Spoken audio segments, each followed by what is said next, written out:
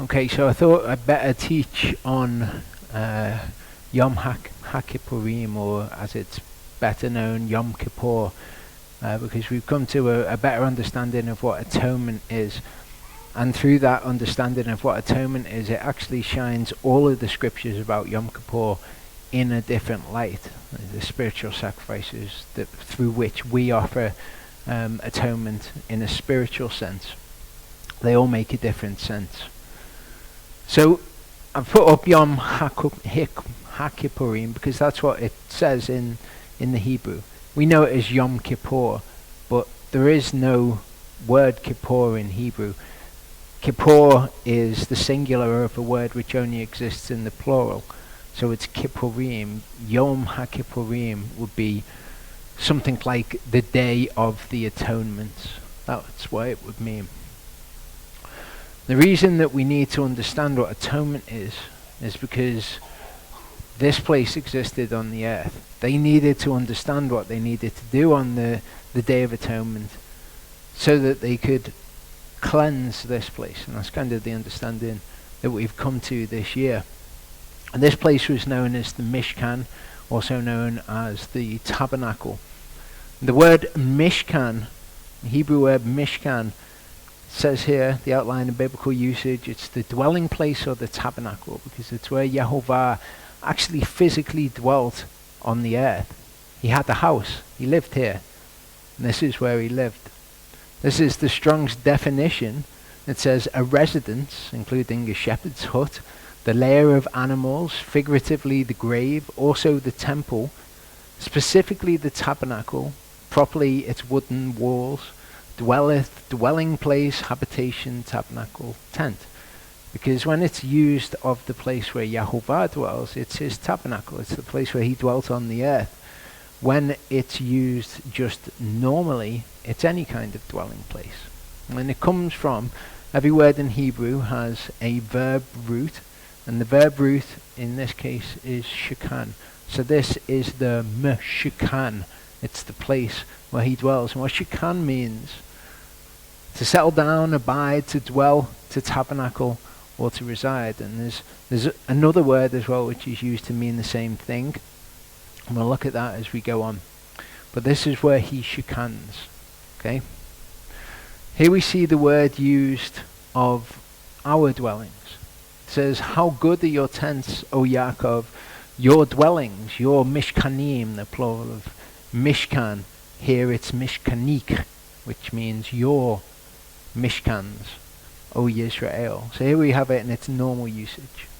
1 Chronicles 6:48 says, and their brothers the Levites were appointed to every kind of service of the dwelling place, of the Mishkan, the place where Yehovah dwells.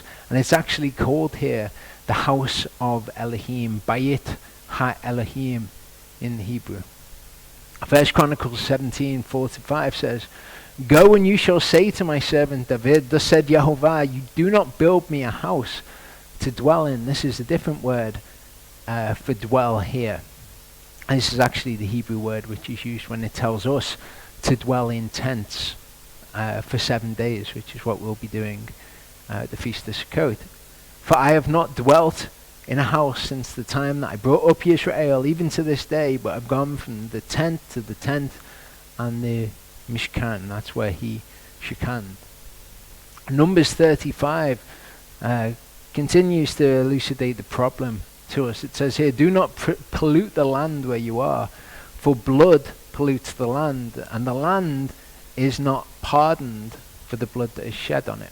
And the verb there to pardon is this word kafar, from where we get kippur or kippurim.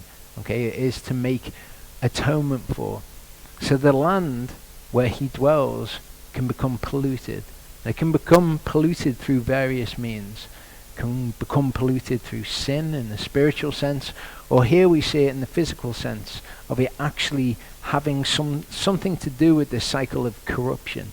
And it says that we will be raised incorruptible. It doesn't mean that we can't do anything corrupt. It means that we will not die, that there will be no corruption in creation. But at the moment there is corruption in creation, and he physically dwells here in the creation with us, and there's corruption there, and the land can become defiled, and he dwells in its midst. He says, do not defile the land, make it tameh, make it unclean, the land which you inhabit, in the midst of which I shekan. For I, Yehovah, am shekaning, dwelling in the midst of the children of Israel. And of course he did that in the Mishkan. So atonement had to be made for the physical place where he dwelt here on the earth. I'd recommend that people watch this. Okay, this was the teaching from Leviticus this year, Akarai Mot. If people want to watch this again, perhaps it'd be a good way to afflict your souls. I know it was quite a long teaching, quite in-depth. But I'd recommend that people watch this tomorrow, because this is actually all about atonement, what it was when Yeshua made atonement for us, because most people just don't know. If they would use the word Yeshua made atonement for us, but they have no idea what that actually means, what atonement is in the physical sense, how Yeshua made atonement for us in the realm of the conscience. They couldn't explain it to anyone, but this should help with that. Exodus 29:36 says, and prepare a bull each day as a cheta'at for atonement. Okay, as a sin offering. And the sin offering here is seen to make atonement. And all of the offerings in the tabernacle made atonement, which, as we'll see, is to do with this cleansing. The lamb became defiled. He dwelt physically in the land, and his dwelling place would have to be atoned for. It would have to be cleansed from all of the defilements of the children of Israel. And you shall cleanse the altar when you make atonement for it. That's what was happening. It's all to do with cleansing atonement. You see in Leviticus 12:6-7, it says, when the days of her cleansing are completed, so this is somebody who's recently had a child, for a son or for a daughter, she brings to the priest a lamb a year old as a burnt offering, as an olah. And as I said, all of the offerings made atonement. So through these offerings, cleansing was made for his dwelling place so that he could remain in their midst. And a young pigeon or a turtle dove as a cheta'at, also to make atonement to the door of the tent of meeting. And he shall bring it before Yehovah and make atonement, kafar, for her, and she shall be cleansed from the flow of her blood. So again, it's all to do with cleansing. And we understand that this is in the physical realm when he physically dwelt with them. But there's another place where he dwells as well. He dwells in heaven. And atonement had to be made in heaven.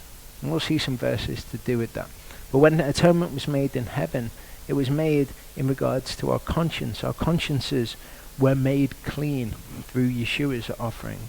There's a third temple as well, which we'll see. Leviticus 23:27 says, on the 10th day of this 7th Chodesh, the 7th month, is the day of atonement, Yom HaKippurim. It shall be a set apart gathering for you.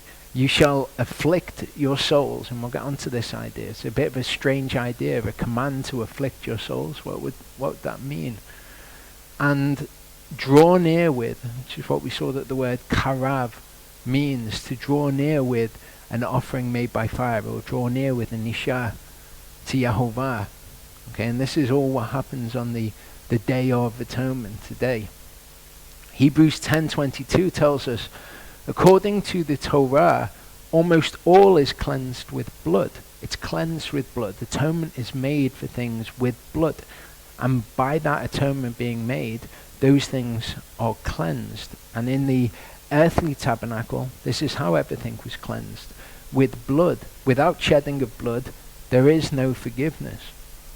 Well, Revelation 15 verse 5 tells us about the other dwelling place that there is. There's not just a dwelling place here on earth, there's one also in heaven. And it was after the one in heaven that the one on earth was patterned. So all of the laws, all of the regulations are patterned after what's going on in heaven. All of the items are patterned after what's going on in heaven. Hebrews 8:23-24 says, it was necessary then that the copies of the heavenly ones, the ones that are on the earth, should be cleansed with these, but the heavenly ones themselves with better sacrifices than these. So all of the sacrifices on the earth cleansed his dwelling place on the earth. Yeshua's sacrifice is for the one in heaven.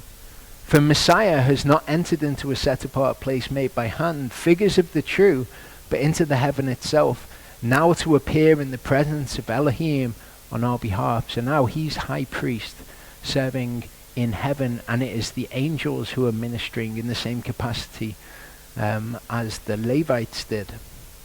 Hebrews 5:1-3 says, "For every priest taken from among men is appointed on behalf of men in matters relating to Elohim, to both offer gifts and offerings for sins, being able to have a measure of feeling for those not knowing and being led astray, since he himself is also surrounded by weakness." So this is the priests who are on the earth. They can relate, so to speak.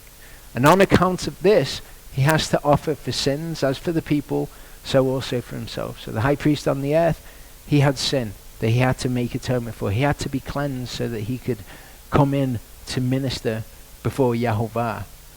Just as the priests on earth had to make gifts and offerings, so Yeshua had to make gifts and offerings. We're told that we are a kingdom of priests, that we're a royal priesthood. So if we're priests, we also must have gifts and offerings to make, and we're told that ours are on the spiritual level, that we make spiritual sacrifices. So there's the tabernacle on the earth in heaven, and then we are the tabernacle of the Ruach. Okay, we are individually and we are corporately. We're the temples of the Ruach. And what we learn about what is going on in the earthly tabernacle, we can then apply to the heavenly tabernacle, and we can apply to us ourselves. So when we look at Yom HaKippurim, we can understand what's going on in heaven. We can understand what's happening in a spiritual sense. Numbers 29:7-11 says, "On the 10th day of this 7th month, the 7th Chodesh, you have a set apart gathering, and you shall afflict your souls. You do no work." We'll get onto that. "You shall bring near an olah to Yahovah, a sweet fragrance, 1 young bull, 1 ram, 7 lambs a year old. Perfect ones they are for you." So this is the burnt offering that is to be given. Their grain offering, the mincha, fine flour mixed with oil, 3/10 of an ephah for the bull, 2/10 for the 1 ram. So each of these would have a grain offering that was associated with it also. 1/10 for each of the 7 lambs. 1 male goat as a chata'at, a sin offering, besides the chata'at for the atonement. So there were 2 goats that were killed. There was the one for the atonement, and there was the one that was released into the wilderness. Okay, so besides the goat for the sin offering, you kill another male goat as well. This is what's required. The continual olah with its mincha and their drink offerings. Now we've looked at what each of these represents. In this teaching, we looked at what the spiritual sacrifices, the spiritual correlates for all of those things are. So when we have all of those instructions for Yom HaKippurim, we can look to do these things in a spiritual sense. Okay, the burnt offering that we looked at, that is the entire offering of oneself to Yahovah, the entire submission of oneself. The mincha is how you deal with the material blessings that he's given you, things like giving to the poor, doing what he's said to do with the material goods that you have. And the drink offering can be seen to be very much the same thing. We didn't look at that in specifics because no specific instructions are given for it. The peace offering, which we also looked at, and it would be appropriate on Yom HaKippurim to give a peace offering or to give it for that day. And we saw that the peace offering, when it came to our spiritual sacrifices, that was our relationship with one another. I would recommend that people looked at the teachings Vayikra, Shmini, and Akarai Mot from Leviticus this year, because this explains all of those things in detail and explains Yeshua's sacrifice and how that relates to us giving a peace offering, of being one with our brothers, being at peace with our brothers. The guilt offering also, which is acknowledging your guilt before Yahovah in the spiritual sense, and the sin offering that we can make to make atonement for sin is to repent.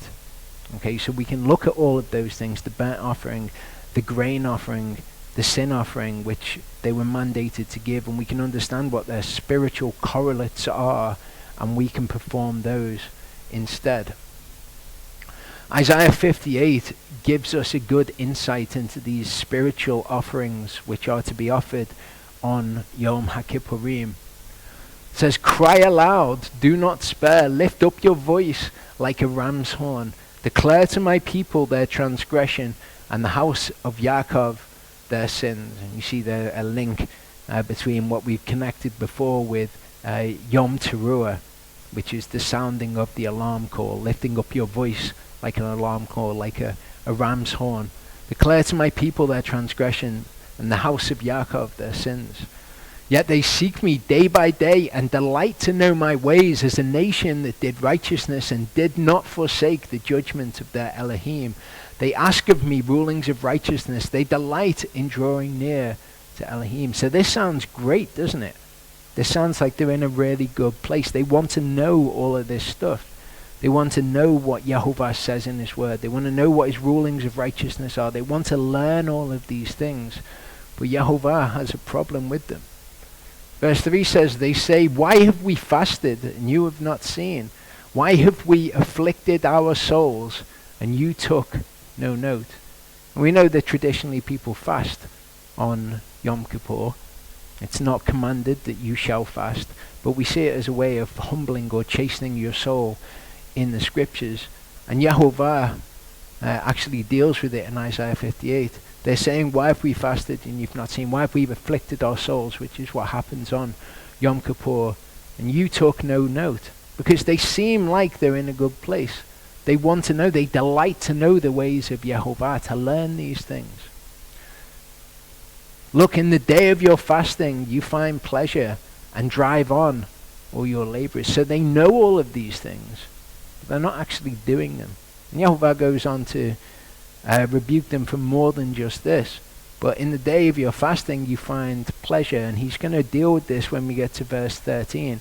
He says that we should be not doing our own pleasure on Yom HaKippurim.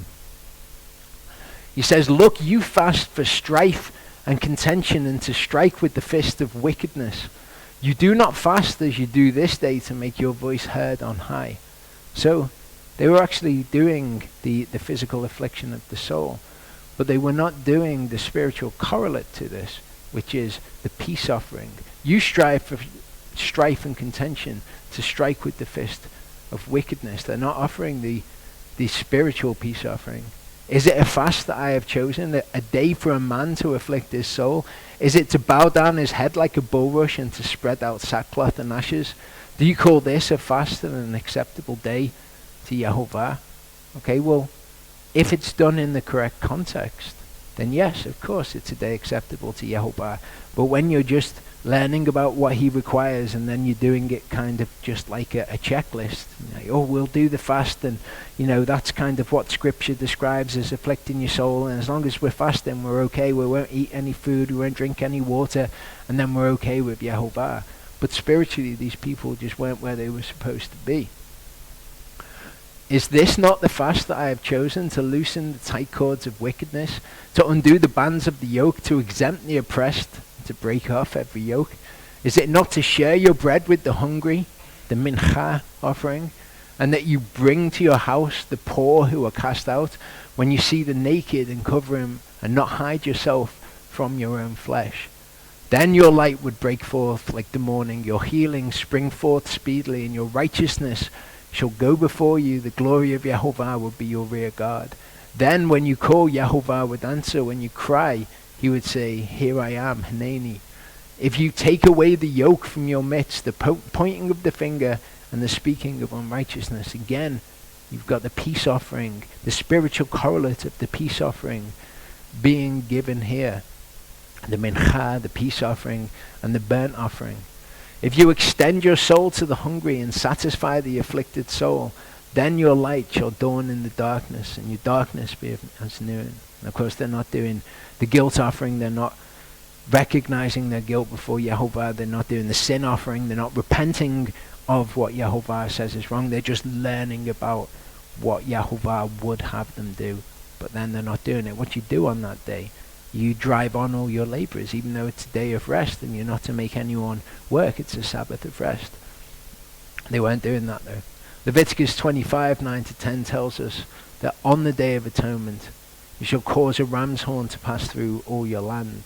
You shall proclaim release throughout all the land to all its inhabitants. It's a jubilee. So in the 50th year, the jubilee would be sounded. So Yom Kippur, we see, is tied to this spiritual idea of releasing the oppressed, of doing these spiritual sacrifices which he calls for.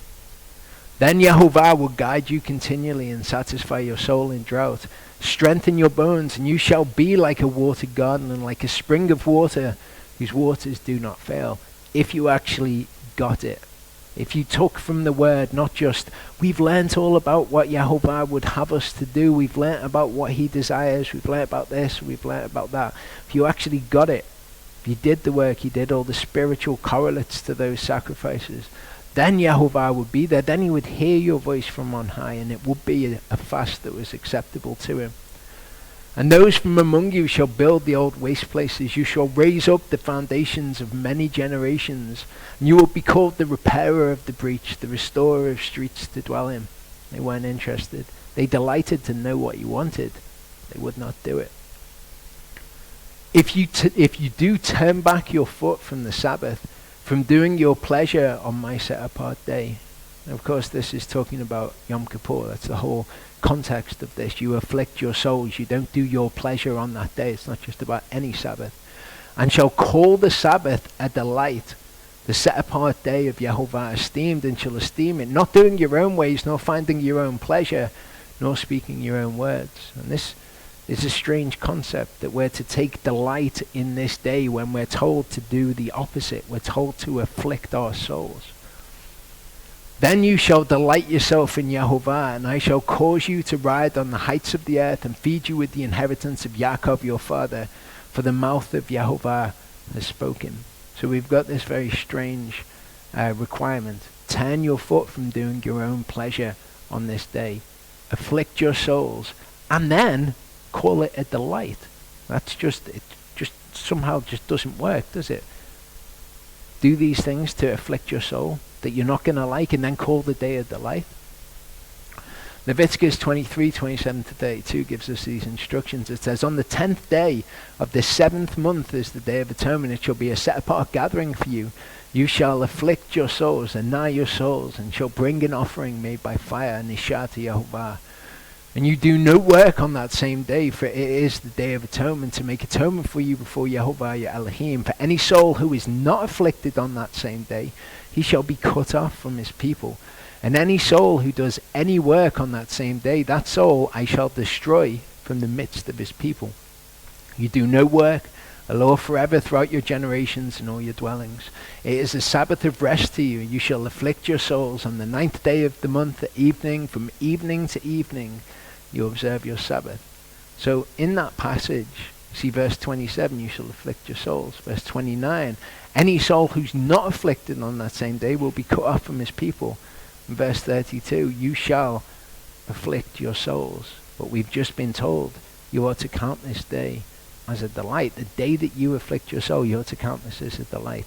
And in the minds of many, this will not work. How can it be that we're to be afflicted on this day, and yet we're to call it a delight? Well, to me, it is it's like a summary of all of the commands. Okay, all of the commands are instructing us to do something that our flesh will not want to submit to, that our flesh does not want to do, or does want to do, whatever the case may be. And yet we're told throughout all of the Torah, you're to do this. Even when your flesh wants to do this, you follow your spirit. So on this day, we just have a simple command to afflict your souls. Do things that you find unpleasant. You are submitting to Yehovah. It is the spiritual correlate of the burnt offering. It is the submission to Yehovah. Do things that you don't want to do. And if you get it, if you fear Yehovah, if you understand his commands, you understand who he is, then it will be a delight to you to do it, simply because he says to do these things. And he says, look, if you get this and you call it a delight, this day upon which you're not doing your own pleasure and you're afflicting your souls, then I will be there for you. You'll be these amazing things. I will raise you up. The ultimate example, of course, that we have of this attitude of mind is Yeshua. Okay, to do the absolute polar opposite of what it is that you want to do, to afflict your souls, to willingly afflict yourself. The best example that we have is Yeshua. Of course, he says, not my will be done, but yours. Okay, which is the attitude that we're to have to all of the commandments, but particularly on Yom HaKippurim. So it's not about fasting, it's not about not drinking water, it's about afflicting your soul. And I will have people asking me, what can we do on Yom Kippur? What can't we do on Yom Kippur? But it's the wrong question, it's completely the wrong question. Because the command says to afflict your souls. How far do you go with that? If I was to get a hammer and smash up all my toes, then my soul would be afflicted. But is that really what it's about? If I'm afflicting my soul, then that's between me and Yehovah. I think the command, just like much of the word is written in this way, judges the thoughts and intents of your heart. If you are doing things to afflict yourself, then you're following the command. If on Yom Kippur I was to go out and get an ice cream, then I wouldn't see myself as afflicting my soul. But I then don't go to extremes with it. There's not a, you must do this, you can't do this, you must fast, you can't do that. What if this person's sick and they can't fast? Are they to fast on that day? Are we absolutely to do these things? But again, all of these questions are just completely missing the point about what Yom Kippur is. Some people will wash, some people won't wash, rather, on Yom Kippur. Some people won't brush their teeth on Yom Kippur. But it's not about you have to do those things. It's about you must afflict your soul. In Isaiah 53 verse 4, speaking of Yeshua, it says, truly he has borne our sicknesses and carried our pains, yet we reckoned him as stricken, smitten by Elohim, and afflicted. We reckoned him as Anah, his soul as Anah. We are to afflict our souls. And this is what Yeshua did. Okay, when faced with that decision, if he'd wanted to, he could call down a legion of angels and he could have been free of those people who came to arrest him. But he didn't. He said, nevertheless, not my will be done, but yours. And he was afflicted. In verse 7, it says he was oppressed and he was afflicted. And obviously it was through that very act that he made atonement for our souls and the fulfillment of Yom Kippur. We see this difference in attitude towards things in Exodus 19 and 20. It says, and Yehovah said to Moshe, see, I am coming to you in the thick cloud, so that the people hear when I speak to you and believe you forever. And Moshe reported the words of the people to Yehovah. And Yehovah said to Moshe, go to the people and set them apart today and tomorrow, and they shall wash their garments, and shall be prepared by the third day. For on the third day Yehovah shall come down upon Mount Sinai before the eyes of the people. So they had to be clean in order for him to come down and physically be there with him, along the same motifs here.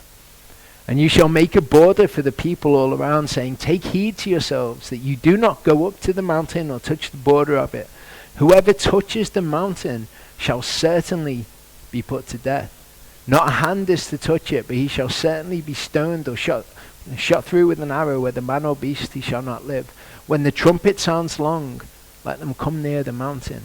Okay, so they're given these instructions and they have a very specific response to these instructions. You can either hear these things and you say, well, I don't really understand these things, or this seems a little bit extreme to me, which is the feeling that we get of their response when described in Hebrews.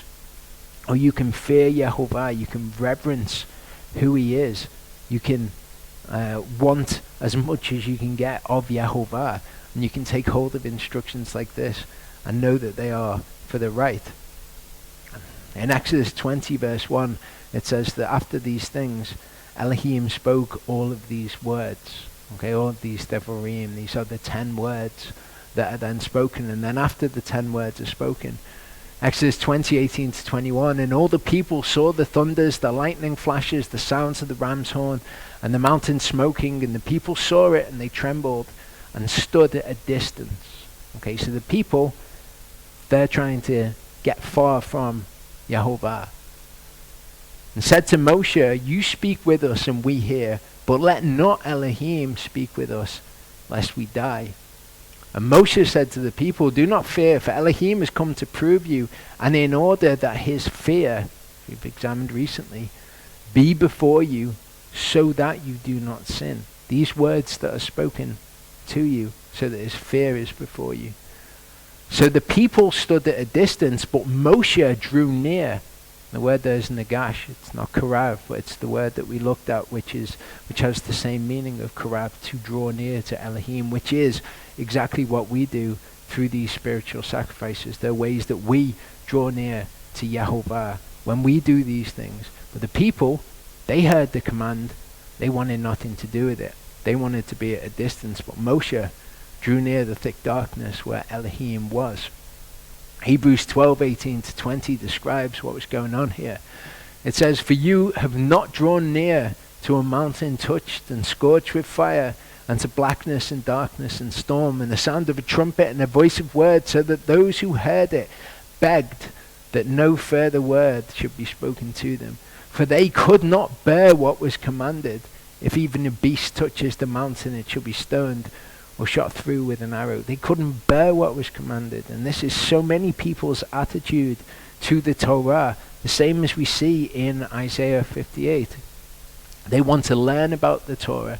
They delight to know Yehovah's ways. They delight to know what his word says, but they will not do it. They will not perform the spiritual sacrifices. They want to stand at a distance from his word rather than draw near as Moshe did. The last thing that I want to touch on as we go into this, so that I'm touching on the major themes of Yom HaKippurim, is Hasatan. We know that we're to be offering all of these spiritual sacrifices, and we know that Hasatan is pictured in what's going on the Day of Atonement. It says, and when he has finished atoning for the set-apart place, and the tent of meeting and the altar, he shall draw near with the live goat. Then Aharon shall lay both his hands on the head of the live goat, and shall confess over it all the iniquities of the children of Israel, and all their transgressions and all their sins, and shall put them on the head of the goat. And we know that the sins of the children of Israel are ascribed to Hasatan. It says that Hasatan leads all of the world astray. Okay, so our sin is ascribed to Hasatan. But we saw when we were looking at who Yehovah blames when people listen to and enjoy the teachings of false teachers, that although the sins are ascribed to Yehovah, we are also responsible for them ourselves. We see what this was a picture of, him being cast out into the wilderness, the live goat being cast out after the sins of the children of Israel are confessed over the goat. I saw an angel coming down from the heaven having the key to the bottomless pit, the pit of the deep, and the great chain in his hand. And he seized the dragon, the serpent of old, who is the devil and Satan, and bound him for 1,000 years. And he threw him into the pit of the deep and shut him up and set a seal on him, so that he should lead the nations no more astray.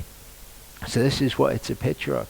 And as we've seen these spiritual sacrifices that we're to offer, it's something that we absolutely must bear in mind, Hasatan's role in this, because he will be trying to convince us at every step not to do these things, okay, not to fully submit ourselves with the burnt offering, okay, to, maybe I'm not going to do this bit of the Torah, or maybe I'm not going to do that bit, or maybe I'm going to do this, and I know that I shouldn't, but it's, we're living in Egypt and things are more tough for us. It's not like I'm one of the children of Israel, or whatever excuses that people want to make as they're led astray by the whisperers of the tempter when he comes with his temptations, or the mincha offering when they didn't want to submit themselves. You see in Isaiah 58 where they weren't looking after the poor, where they weren't doing this or they weren't doing that, they weren't doing these spiritual things. Hasatan will come with a million excuses to you as to why you're not to do those things. You don't want to give them money, they might use the money for this or they might use the money for that. Whereas the word just says just look after these people. The Hasatan will come with these whispers. The peace offering, when it comes to making peace with our brothers, Hasatan will come and he'll want to whisper in people's ears, and he works through gossip, and he works through slander, and he'll describe situations to people in ways that through the mouths of others, in ways that they would have never understood these things before, and he twists. We have to be on our guard that these things we can cast them out into the wilderness, and we will not listen to him anymore, because all of these things he will constantly try to lead us astray in these things, and we have to be vigilant in them. And this is a day when we can consider all of these things and consider our own parts in these things, if we've been involved in things that we shouldn't. The guilt offering, if any of those things are true of us, we can look at ourselves and say, I have guilt in this area. I can confess my guilt here before Yahovah. The sin offering, to then repent of those things, because he's such a key part of this, and he's not according to people's understandings of how Satan works. Like we were setting up the computer before, and the leads weren't working on the computer. You know, it would be a typical thing for people to say, it's the enemy, it's the devil, this teaching is an important teaching, and the devil doesn't want this teaching to go out. Well, that's not how he works. Then they'll go and they'll slander somebody else, or they'll speak gossip about them or about some situation, and they won't realize that this is truly how he's working in their lives. So I think that as we go into the day, we should remember particularly that he is a key part of this day. As we're considering these things, we're giving these spiritual sacrifices to Yahovah, we're doing our best to fulfill these commands in the way that they were given. We need to remember his role in it. I'll finish with this verse, this passage. Leviticus 16:29-31 says, and this shall be for you a law forever. In the 7th Chodesh, on the 10th day of the Chodesh, you afflict your soul, you do no work, the native or the stranger who sojourns among you. For on that day he makes atonement for you, to cleanse you, to be clean from your sins before Yahovah, in the face of Yahovah, before his face. So we are to afflict ourselves, we're to have a Sabbath of rest on that day, because it's on that day that he cleanses us from these things. And we can offer these atonements, we can offer these offerings, these spiritual sacrifices on this day, and make atonement for our spirit, as Yeshua's made atonement for our conscience, as they would on that day make atonement in the physical. Shall we close in prayer?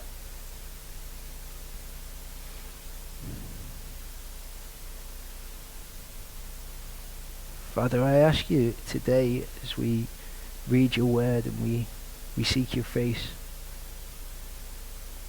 that you would enlighten us as to how you see things.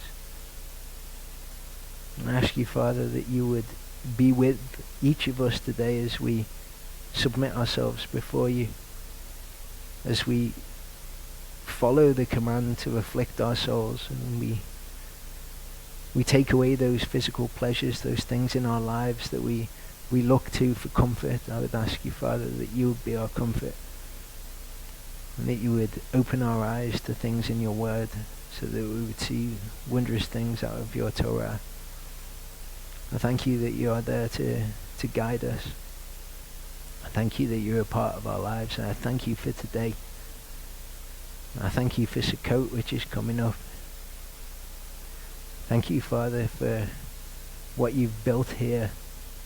Thank you for the people that come here that are submitted to you. I thank you that you've retained for yourself a remnant who have not bowed the knee to Baal. Thank you, Father. Amen.